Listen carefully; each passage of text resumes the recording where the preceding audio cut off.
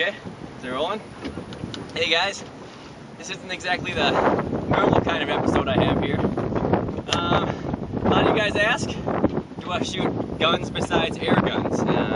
Yeah, I do. I got center fires, rim fires, shotguns. I shoot all of them. And I also shoot these. Albeit I'm not quite as good a shot with these as I am with the air guns, but I get by. So, here in beautiful Cozumel, my friend Leo, my new friend Rodrigo, El Capitan Danielle, and we are going to go see if we can get some fish out of this water. And here's the best part.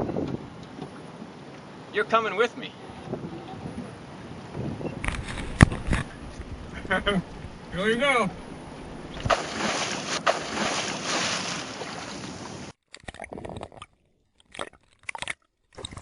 Okay, first off, as most of you know, I am from Wisconsin. Cozumel is located way down here, right off the Yucatan Peninsula in Mexico. And contrary to most American songs about Mexico, there are actually rules in Mexico. In Cozumel, you can spearfish, but you cannot use scuba tanks to do it. You also need to always use a boat in Cozumel because the currents are very strong. About 1 to 4 knots usually, sometimes they back off a little bit near shore. But by and large, if you are going to dive from the shore, you'd better know what you're doing, or the next stop for you is going to be Cuba. In addition, over half the island is surrounded by marine park, and if you get caught spearfishing in here, you will wish you were on your way to Cuba. You need to have a spearfishing license on this island, and it's best to just go through a guide like Leo at spearfishingtoday.com. In fact, I think he's the only spearfishing outfit on the whole island, so if you want to spear hunt Cozumel, you better go find Leo. And spearfishing can be dangerous. We are diving deep, up to 80 feet sometimes, and that means that you have the risk of blacking out. You've always got to stay close to your buddy, and you always have one up, one down. You can see here as Leo comes to the surface, I give him a look, and he tells me he's okay before I take off and start thinking about my dive. In the ocean, you gotta have a buddy with a brain, and you gotta have each other's back. And spearing fish is like hunting big game. You will spend hours in the water for every big fish you pull out. I wish I could say that you could spot him from the surface and head down, but the current in Cozumel is so stiff that if you wait until you see a fish, the current will sweep you over him before you even have a chance at a shot. You have got to spend as much time on the bottom as you possibly can.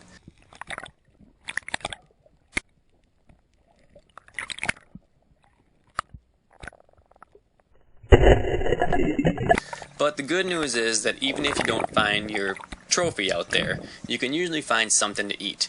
And these little triggerfish are absolutely delicious.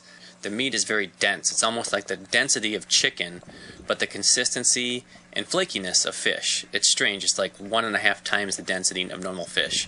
And there's always usually a few of these, either on the reef or out on the sand flats that you can put in the boat. And a lot of times this fish gives you a side angle when they turn to take a look at you, and that's when you take your shot. That big old gray profile. You can hardly miss it.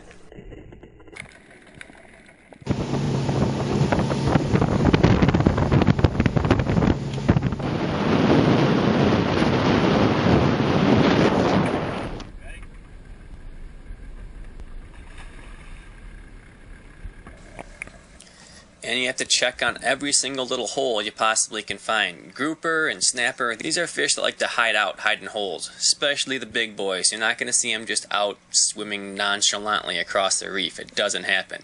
Any big fish that does that doesn't last long.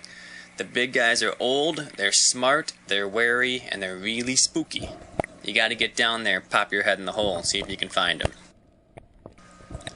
It had been many dives with me seeing absolutely nothing, so when this big grouper popped out, naturally I totally screwed up. When you're shooting at a moving fish, you have to lead them like when you shoot at a flying bird with a shotgun. And in this shot, I absolutely didn't do that. And we can see the spear go right behind him. I was aiming at him, but that didn't do any good because he swam right away from the aim. And sometimes you don't get fish, but the good news is, you're in the ocean. There's all kinds of great stuff to see. You can look at sunken ships.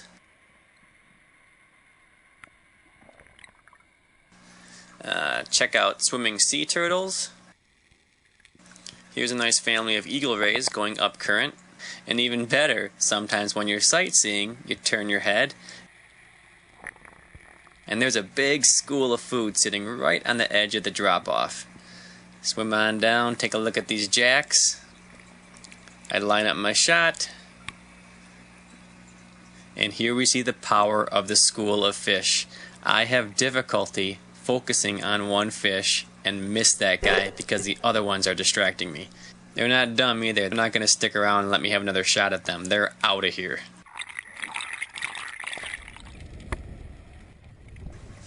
You dive, and you dive, and you dive some more. And sometimes you even get a little bit punchy. I'm not going to defend this. I'm just going to say it was a long day. But eventually, patience pays off. And on this dive, when I went down, I did not see this fish. See him? He's right here.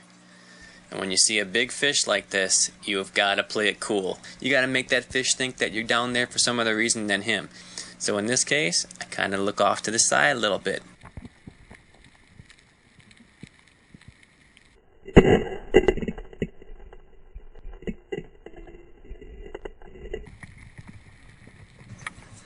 And I don't put it in his spine or his head, so he runs like a banshee with this spear in him. It was good enough shot that he couldn't tear off, but he went under this coral head, wedged my spear in between the coral and the sand, and just bent the crap out of my really nice spear. You know, I'm not going to complain, it's totally worth it. But still, had I drilled him in the head or the spine and stoned him, as spear fishermen say it, stoning is when you incapacitate a fish immediately with one shot. It's the ideal shot for a spear fisherman. Had I stoned him, I would not have had my spear get bent up. We did get him to the surface, and we did get him in the boat, and that's all that really counts. No, I didn't see him till I dove. And then when you see me take an angle, I'm like, I'm not interested in you. I don't want anything to do with you.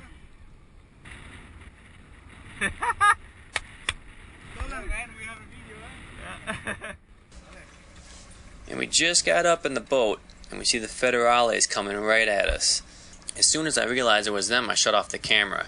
Now, we thought they were coming to inspect our fish, and they wanted to make sure we had our permits. Turns out, 7 tourists and 2 guides tried crossing from Cozumel over to the mainland in a glass-bottom boat. These boats are absolutely not made for open ocean, and consequently, the open ocean kicked the crap out of this boat and sank it about halfway across. And they certainly would have died had it not been for the rescue mission. They sent out helicopters, planes, every ship in the area was out looking for these guys. It turned out the hero of this day was the Russian super yacht named Ice. I filmed this thing as I came flying into Cozumel, but here's a better picture of it. In short, the captain and crew of this vessel, Ice, saved these people's lives. It is a sobering day for anyone on the water when you know someone else is missing, and we were very happy to hear the good news later that night that they had found all 9 people alive.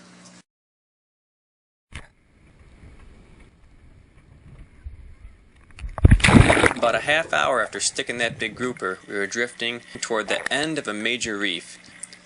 And Rodrigo decided that, being the end of the dive, he might as well stick a triggerfish and put some meat in the boat. And then we see a big old amberjack sitting right on the edge of the reef. But because my spear was all bent up, I had to use a different gun. And this different gun didn't have the same power as my gun. So while the shot hit hard, it didn't go all the way through the fish. Had Rodrigo not been wrestling with a triggerfish on his gun, he would have been able to swim down and stick this amberjack again. Do you think you need a second shot?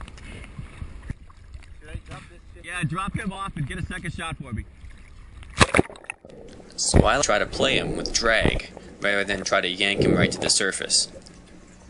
And I swam down to take a look at his condition, and I saw a gray figure about twice his size approach him. Next thing I know, my line goes completely running, the fish gets tore off, and we are left without our amberjack. What that fish was, I really don't know. But what I do know is that amberjack didn't last 15 more minutes in the water. He He was mortally wounded, bleeding out, and I can tell you from experience, when I'm in the Bahamas and I'm cleaning a fish on the deck, and I throw that carcass into the water, it sometimes takes less than 15 minutes for these bad boys to show up.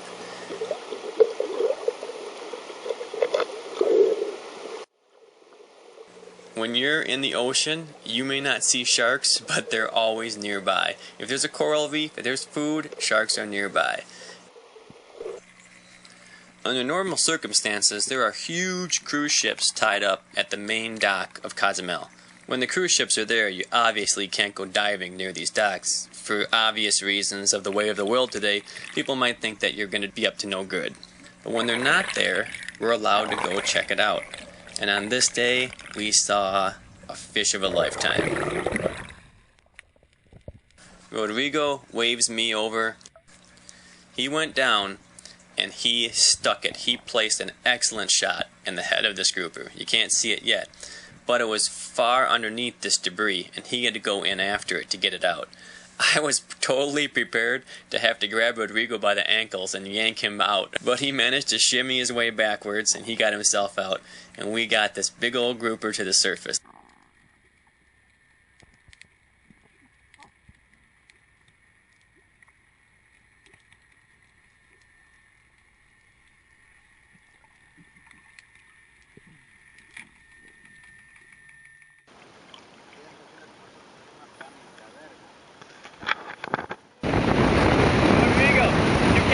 Looking at your fish.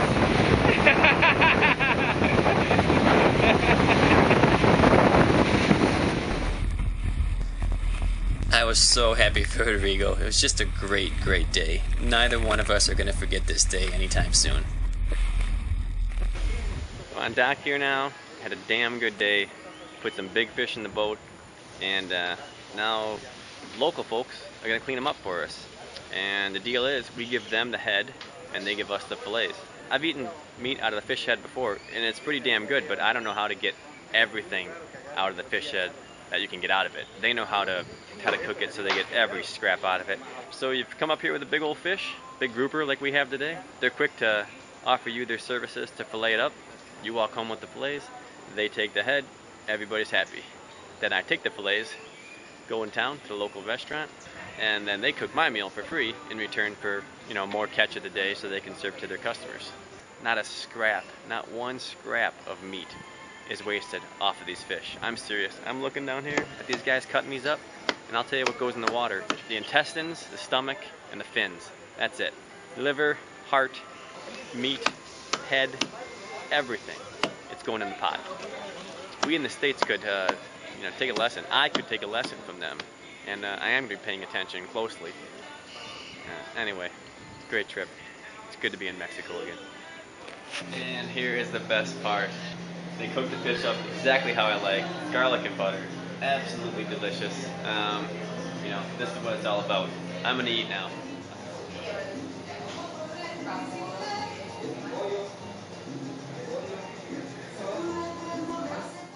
And that's the end of this one, guys. Hope you enjoyed it. I'm walking back to my hotel room. Some leftovers that are going to taste awesome at midnight. Rain is just starting to come down here. Oh, there goes a kitty. Thanks for watching, guys. Appreciate you coming along with me on my trip. I'll see you at the next video.